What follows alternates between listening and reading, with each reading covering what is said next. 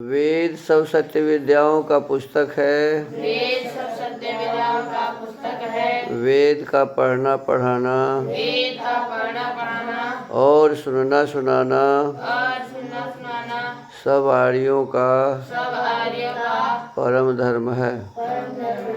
ओम स्तोता मया वरदा वेद माता प्रचोदयन्ताम् पावमानि द्विजानाम् आयो प्राणं प्रजां पशुं कीर्तिं द्रविणं ब्रह्मवर्चसं मह्यं दत्त्वा व्रजत ब्रह्मलोकम्।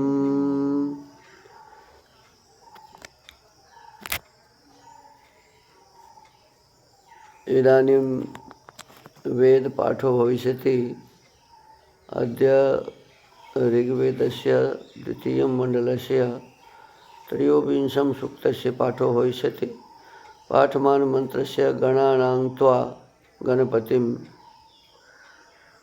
ये एतेतानि प्रथमानि पदानि सन्ति। अब वेद पाठ होगा। आज ऋग्वेद के दूसरे मंडल के 23वें सूक्त का पाठ किया जाएगा। पाठ किए जाने वाले मंत्र के गणानां त्वा गणपतिम ये प्रारंभिक पद है। इस सूक्त के ऋषि हैं गृत्समदः देवता 1, 5, 9, 11, 17 और 19 का ब्रह्मणस्पति, 2 से 4, 6 से 8, 10, 12, 16 और 18 का बृहस्पति। छंद है 1, 4, 5, 9, 10 से 12 जगती, 2, 7 से 9, 13 और 14 का विराट जगती, 3, 6, 16 और 18 का निश्चित जगती, 15, 17 भूरिक त्रिष्टुप, 19 का निश्चित त्रिष्टुप। स्वर है 1 से 14, 16, 18 का निषादा, 15, 17 और 19 का दैवता। ओम गणानां त्वा गणपतिं हवामहे कविं कवीनामुपमश्रवस्तमम् ज्येष्ठराजं ब्रह्मणां ब्रह्मणस्पत आनः शृण्वन्नोतिभिः सीदसादनम्। ॐ देवाश्चित्ते असूर्यप्रचेतसो बृहस्पते यजियं भागमानसुः उस्रा इव सूर्यो ज्योतिषामहो विश्वेषामिज्जनिता ब्रह्मणामसि। ॐ अविबाध्या परिरापस्तमांसि च ज्योतिष्मन्तं रथमृतस्य तिष्ठसि। बृहस्पते भीमममित्रदम्भनं रक्षोहनं गोत्रभिदं स्वरभिदम्। ॐ सुनीतिभिर्नयसि त्रायसे जनं यस्तुभ्यं दाशान्न तमं हो अश्नवत्। ब्रह्मद्विषस्तपनो मन्युमीरसि बृहस्पते महितत्ते महित्वनम्। ॐ न तमं हो न दुरितं कुतश्चन नारातयस्तिथिर्न द्वया विनः। विश्वा इदस्माध्वरसो विबाधसे यं सुगोपा रक्षसि ब्रह्मणस्पते। ॐ त्वं नो गोपाः पथि कृद्विचक्षणस्तव व्रताय मतिभिर्जरामहे। बृहस्पते यो नो अभिह्वरो दधे स्वातं मर्मर्तु दुच्छुना हरस्वती। ॐ उत वायो नो मर्चयादनागसूराति वामर्तः सानुको वृकः। बृहस्पते अपतं वर्तया पथ सुगं नो अस्यै देववीतये कृधि। ॐ त्रातारं त्वा तनूनं हवामहे वस्पर्त रधिवक्तारमस्मयुम्। बृहस्पते देवनिदो निबर्हय माधुरे वा उत्तरं सुम्नमुन्नसन्। ॐ त्वया वयं सुवृधा ब्रह्मणस्पते स्पार्हा वसु मनुष्या दधीमहि। यानो दूरे तल्लितो या अरातयोभिः सन्ति जम्भयाता अनप्नसः। ॐ त्वया वयमुत्तमं धीमहि वयो बृहस्पते सस्निनायुजा मानो दुःशंसो अभिदिप्सुरीशत प्रशुशंसामतिभिस्तारिषीमहि। ॐ अनानुदो वृषभो जगमिराहवं निष्टप्ता शत्रुं पृतना सुशासहिः। असि सत्यप्रणिनया ब्रह्मणस्पत उग्रस्य चिद्दमिदा मिता वेणुहर्षिणः। ॐ अदेवेन मनसा यो रिषण्यति सामुग्रो मन्यमानो जिघांसति। बृहस्पते मा प्रणक्तस्य नो वधू निकर्ममन्युं दुरेवस्य शर्धतः। ॐ भरेषु हव्यो नमसोपसद्यो गन्तावाजेषु सनिता धनं धनं। विश्वा इदर्यो अभिदिप्सु मृधु बृहस्पतिर्विवरहा रथम इव। ॐ तेजिष्ठया तपनी रक्षसस्तप ये त्वा निदे दधिरे दृष्टवीर्यम् आविस्तत्कृष्व यदसत्त उक्थ्यं बृहस्पते विपरिरापो अदर्य। ॐ बृहस्पते अति अदर्यो अर्हाद्युमद्भिभाति क्रतुमज्जनेषु यद्दीदयच्छ वसरित प्रजात तदस्मासु द्रविणं धीहि चित्रम्। ॐ मानहस्ते नेभ्यो ये अभिद्रुहस्पदे निरामिनो रिपवोन्नेषु जागृधुः। आदेवानामोहते विव्रयो हृदि बृहस्पते न परः साम्नो विदुः। ॐ विश्वेभ्यो हि त्वा भुवनेभ्यस्परित्वष्टा जनत् साम्नः कविः। सरिण चिद्रीनया ब्रह्मणस्पतिर्द्रुहो हन्तामहरितस्य धर्तरि। ॐ तव श्रिये व्यजिहीत पर्वतो गवाङ्गोत्रमुदसृजो यदङ्गिरः। इन्द्रेण युजा तमसा परिवृतं बृहस्पते निरपामोऽब्जो अर्णवम्। ॐ ब्रह्मणस्पते त्वमस्य यन्ता सुक्तस्य बोधितनयं च चिन्व। विश्वं तद्भद्रं यदवन्ति देवा बृहद्वदेम विदथेषु वीराः। अथ श्रद्धा सूक्तम्।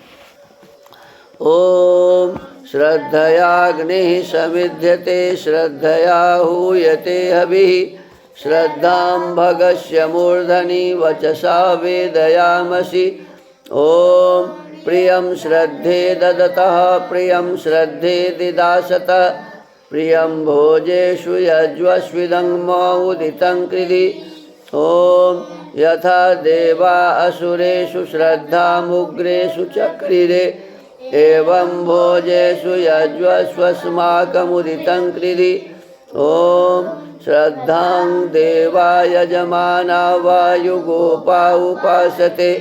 श्रद्धां हृदय याकूत्या श्रद्धया विन्दते वसु। ॐ श्रद्धां प्रातर्हवामहे श्रद्धां मध्यं दिनं परि। श्रद्धां सूर्यस्य निमृचि श्रद्धे श्रद्धापयेहनः। इति श्रद्धासूक्तम्। इति वेदपाठः। इदानीं वेदस्वाध्यायो भविष्यति। अद्य यजुर्वेदस्य सप्तमोऽध्यायस्य पंचमं मंत्रस्य स्वाध्यायो भविष्यति। स्वाध्यायमानमन्त्रस्य अन्तस्ते द्या वा पृथिवी इत्येतानि प्रथमानि पदानि सन्ति। अब वेद स्वाध्याय होगा। आज यजुर्वेद के 7वें अध्याय के 5वें मंत्र का स्वाध्याय किया जाएगा। स्वाध्याय किए जाने वाले मंत्र के अन्तस्ते द्या वा पृथिवी ये प्रारंभिक पद हैं।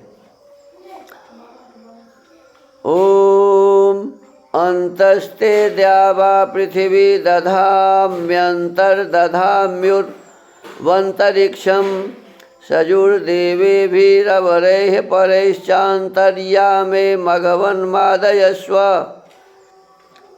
इस मंत्र के ऋषि है अंतस्थ इत्यस्य गौतम ऋषि ईश्वरो देवता आर्षि पंक्ति छंदः पंचमा स्वर अथेश्वर प्राथमकल्पिकाय योगिने विज्ञानमाह। अब ईश्वर जो योग में प्रथम ही पवित्र होता है उसके लिए विज्ञान का उपदेश अगले मंत्र से करना है, अगले मंत्र से करता है। मैंने कल योग के समय में बताया था कि योग के अंगों को जब हम अपने जीवन में धारण करेंगे तो अविद्या आदि दोषों को हटाकर और अनेक प्रकार के सिद्धियों को हम प्राप्त कर सकेंगे। आज कहा है, हे मघवन योगी मैं परमेश्वर तेरे अंत हृदयाकाश में द्यावा पृथ्वी सूर्य भूमि के समान विज्ञान आदि पदार्थों को दधामी स्थापित करता हूँ तथा उरु विस्तृत अंतरिक्षम अवकाश को अंतः शरीर के भीतर दधामी धारता हूँ। सजूह मित्र के समान तू देवेभ्य विद्वानों से विद्या को प्राप्त होके अवरह परह च थोड़े व बहुत योग व्यवहारों से अंतर्यामे भीतर ले नियमों में वर्तमान होकर अन्य सबको मादयस्व प्रसन्न किया कर। भावार्था, इस मंत्र में वाचक् लुप्तोपमा अलंकार है। ईश्वर का यह उपदेश है कि ब्रह्मांड में जिस प्रकार के जितने पदार्थ हैं उसी प्रकार के उतने ही मेरे ज्ञान में वर्तमान हैं। योग विद्या को नहीं जानने वाला उनको नहीं देख सकता और मेरी उपासना के बिना कोई योगी नहीं हो सकता है। कि परमात्मा का क्या आदेश है जी? परमात्मा का आदेश है कि संसार में जितने भी पदार्थ है उतने प्रकार के ज्ञान हमारे आपके मस्तिष्क में होने चाहिए। जितना पदार्थ है सबको जानोगे ना, तभी ना सब ज्ञान होगा। तो कहते हैं कि ब्रह्मांड में जितने पदार्थ हैं उसी प्रकार के उतने ही मेरे ज्ञान में वर्तमान है, परमात्मा के ज्ञान में वर्तमान है जो भी संसार के पदार्थ। हम लोग भी इसको कैसे जान सकते हैं? तो कहता है कि योग विद्या के बिना इसे हम नहीं जान सकते। कल जैसे बताया था, यम नियम आसन प्राणायाम प्रत्याहार धारणा ध्यान समाधि और यम अहिंसा सत्यस्ते ब्रह्मचर्य परिग्रह नियम शौच संतोष तप स्वाध्याय ईश्वर परिधान। तो इनके बिना साधना के हम उस परमात्मा वाला ज्ञान को जान नहीं सकते। परमात्मा सबको जानते हैं, हम लोगों की क्षमता सबको जानने की नहीं है, लेकिन अधिक से अधिक पदार्थों को जानने का प्रयास हमें करते रहना चाहिए। और जब हम योगी बन जाएंगे, मोक्ष के साधन को हम करके मोक्ष को प्राप्त करने के लिए जब कुछ करेंगे तो मोक्ष को प्राप्त करने वाला योगी ही उस विज्ञान को जान सकता है। तो हमको आपको अपने इस जीवन में अनेक प्रकार के ज्ञान विज्ञान को प्राप्त करने के लिए योग विद्या को बहुत ही ठीक से समझकर उसका साधना करके परमात्मा की उपासना करके का बिना परमात्मा की उपासना से भी हमें प्राप्त नहीं होगा। तो परमात्मा की उपासना भली प्रकार करके हमें योगी बनना चाहिए और योगी बन के ही हम इस विषय वस्तु को समझ सकते हैं, जान सकते हैं। आज के इस यजुर्वेद स्वाध्याय के क्रम को यहीं विराम देते हैं। ओम। महर्षि दयानंद सरस्वती जी ने सत्यार्थ प्रकाश की रचना की है और इस सत्यार्थ प्रकाश के पंचम समोल्लास का हम सभी स्वाध्याय कर रहे हैं। अभी संन्यास प्रकरण चल रहा है। प्रश्नकर्ता प्रश्न करते हैं कि अध्यापन और उपदेश गृहस्थ क्या करते हैं, पुनः सन्यासी का क्या प्रयोजन? तो स्वामी जी कहते हैं कि नहीं, अध्यापन और उपदेश करना तो सबको चाहिए, ब्रह्मचारी को भी, गृहस्थी को भी, वानप्रस्थी को भी, सन्यासी को भी। लेकिन जितना समय सन्यासियों के पास होता है उपदेश करने का, जितनी निश्चिंता सन्यासियों को होती है उपदेश करने के लिए और पढ़ाने के लिए, उतना दूसरों के पास नहीं होता। इसीलिए यदि कोई ब्राह्मण है और ब्राह्मणी है तो ब्राह्मण को बालकों को और ब्राह्मणी को महिला बच्चियों को, स्त्रियों को हमें शिक्षा देनी चाहिए, पढ़ाना चाहिए, ये तो करना चाहिए। लेकिन जो सन्यासी बन के करेगा उसको विशेष समय होता है और वो ज़्यादा काम कर सकते हैं, इसीलिए सन्यासी का होना, सन्यास लेना जरूरी है। अब आगे कहते हैं एक रात्रिम बसेद ग्रामे इत्यादि वचनों से सन्यासी को एकत्र एक रात्रि मात्र रहना, अधिक निवास न करना चाहिए। अब कहीं से श्लोक ले लिया, कहा कि गांव में एक ही रात रहना चाहिए सन्यासी को। तो स्वामी जी उत्तर देते हैं यह बात थोड़े से अंश में तो अच्छी है कि कहीं जा कर के उसी में न फंस जाए। साधु भी फंस जाते हैं ना जी, साधु भी धन में फंस जाते हैं, मोह में फंस जाते हैं। तो कहा एक अंश में तो अच्छी बात है कि एक रात से ज़्यादा नहीं रहनी चाहिए। एकत्र वास करने से जगत का उपकार अधिक नहीं हो सकता। एकत्र वास करने से ज़्यादा उपकार नहीं होगा, इसीलिए ये ठीक है कि एक रात रहे दूसरे चले जाए। परंतु आगे कहते हैं और स्थानांतर का भी अभिमान होता है। जब वहाँ रहने लगता है तो उसी का अभिमान हो जाता है। राग द्वेष भी अधिक होता है उस विषय वस्तु से। परंतु जो विशेष उपकार एकत्र रहने से होता है हो तो रहे। यदि किसी जगह रहने से विशेष उपकार हो तो रहना चाहिए, इसमें कोई पाप नहीं है। जैसे जनक राजा के यहाँ 4-4 महीने तक पंचशिखादि और अन्य सन्यासी कितने ही वर्षों तक निवास करते थे। और एकत्र न रहना, यह बात आजकल के पाखंडी संप्रदायों ने बनाई है। क्योंकि जो सन्यासी एकत्र अधिक रहेगा तो हमारा पाखंड खंडित होकर अधिक न बढ़ सकेगा। तो आज के इस स्वाध्याय को यहीं विराम देते हैं। ओम। महर्षि वाल्मीकि जी ने रामायण की रचना की है और इस वाल्मीकि रामायण के बालकांड का हम सभी स्वाध्याय कर रहे हैं। बालकांड में आज 70तमः सर्ग 70वां सर्ग प्रारंभ हो रहा है। पिछले दिनों महाराज जनक राजा दशरथ आदि की जितने भी लोग आए थे सबका स्वागत करने के पश्चात कहा था, राजा दशरथ ने भी जनक के द्वारा आदर सत्कार पाकर बड़ी प्रसन्नता अनुभव किया तथा अपने दोनों रघुकुल रत्न पुत्रों को सकुशल देखकर उन्हें अपार हर्ष हुआ। महातेजस्वी तत्वज राजा जनक ने भी धर्म के अनुसार यज्ञ कार्य संपन्न किया तथा अपनी दोनों कन्याओं के लिए मंगलाचार का संपादन करके सुख से वह रात्रि व्यतीत की। राजा जनक की कितनी पुत्री थी जी? 2।